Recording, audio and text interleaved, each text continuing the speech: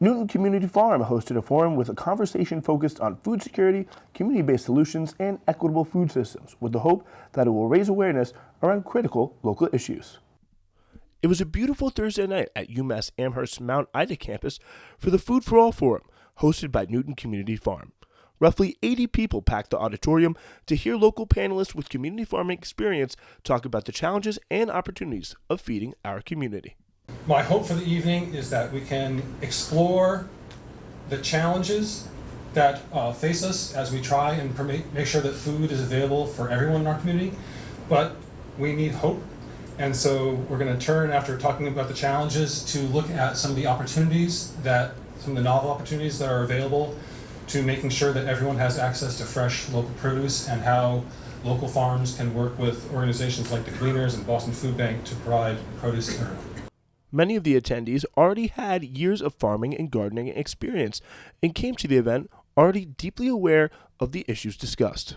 You know, I've been into food and gardening since I was a kid with my grandparents, and so I bring a passion for organic gardening to this area. But to me, the biggest issues here are food insecurity, and how do you make good, healthy food available to the most people. The manager of Newton's Community Farm, Greg Maslow, spoke about some of the challenges in producing all that produce. We used to have a local restaurant who would come to the farm, and he'd see our leeks in the field at the end of the season, and he'd be like, "I want to buy your leeks." And I'd be like, "Well, no, they're like, we're not selling them." And he's like, "No, I want to, I can see them all, I want to buy them all." I'd be like, "How much are you going to pay me?" And he would quote me a price that he got from Restaurant Depot. Yeah. That's the price I want to pay. And I was like, I can't even afford to pick them for that price. Right. So, I mean, part of the difference in price is cost of land, cost of labor, the cost of housing for our labor, right? Like, we are living in one of the highest cost of living states in the entire nation. And, you know, we're trying to pay our workers a wage they can afford to live here on, and we aren't really doing a great job of it. On a more uplifting note, Jeff Lemberg of the Newton Food Pantry announced the opening of a new standalone pantry location and shared what it meant for his efforts to feed the community. And so this is going to be located on Rumford Ave, right next to the recycling center on Rumford.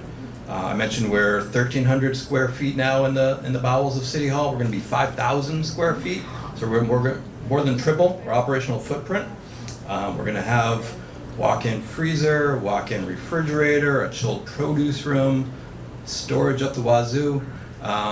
And because we're going to have the space, we're also going to be able to do some wraparound services. So, you know, we have a conference room, we have a staff of 5, but we'll have a conference room that we can use as a community collaboration room.